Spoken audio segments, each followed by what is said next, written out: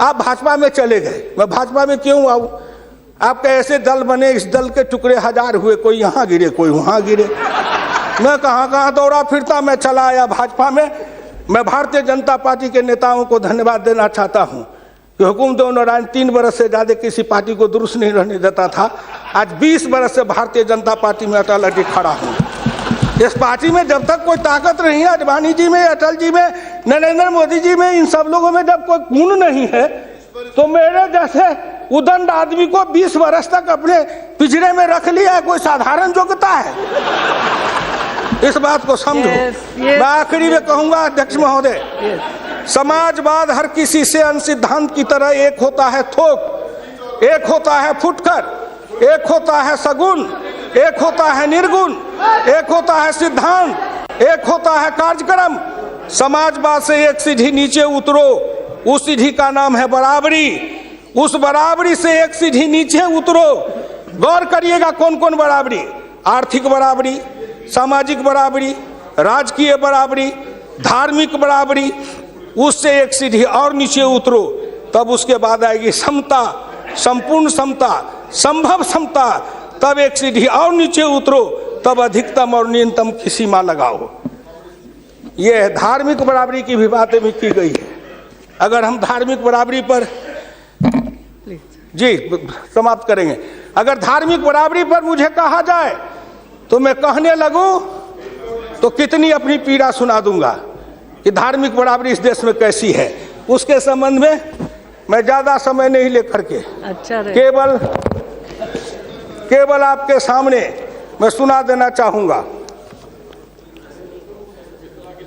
समन्वय 2 तरह का होता है, एक दास का समन्वय, एक स्वामी का समन्वय। मैं नहीं कहता, महान समाजवादी अर्थशास्त्री डॉक्टर लोहिया ने इसी सदन में 26 मार्च 66 को कहा था। गौर से शब्दों को सुनिए।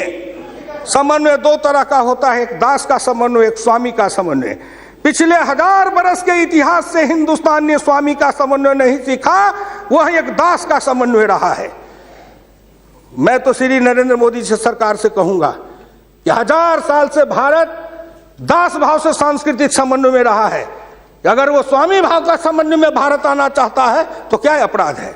इसलिए उन्होंने कहा इस संबंध में मैं खाली परदेशियों को ही दोष नहीं देता, उनके सबब से जितने भी इतिहासकार हैं वे सभी जहर में बिल्कुल घुल जाते हैं। आज भारत के 2 इतिहास के स्कूल हैं, एक डॉक्टर ताराचंद, एक डॉक्टर मजुमदार, एक और है जो दोनों के दोनों ही इसी समन्वय धारा के हैं, विविधता धारा के हैं। भारत क्या है उसको भूलकर भारत के जो विभिन्न अंग है उनकी तरफ निगाह चली जाती है। क्या बात करते हैं साहब?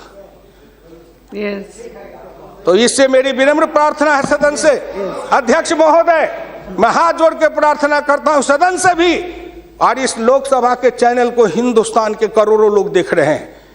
मैं उन गांव के गरीबों, किसानों, मजदूरों से कहता हूं, गांव गरीब, मजदूर, किसान, पिछड़ा, दलित और नौजवान, मिलके देश बनाओ, आओ देश बनाएंगे।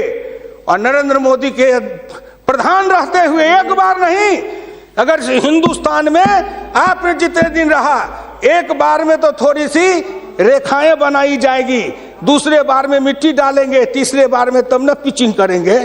तो हमको भी आपको इतना समय दिया, तो मैं गांव गरीब, किसान, मजदूर, पिछड़े, दलित, इन सब से हाथ जोड़ के प्रार्थना नौजवानों से करना चाहता हूं, आओ कदम में कदम मिलाओ, मिलके हिंदुस्तान को बनाओ, सफर समता लाएंगे, आर्थिक समता, सामाजिक समता, राजनीतिक समता।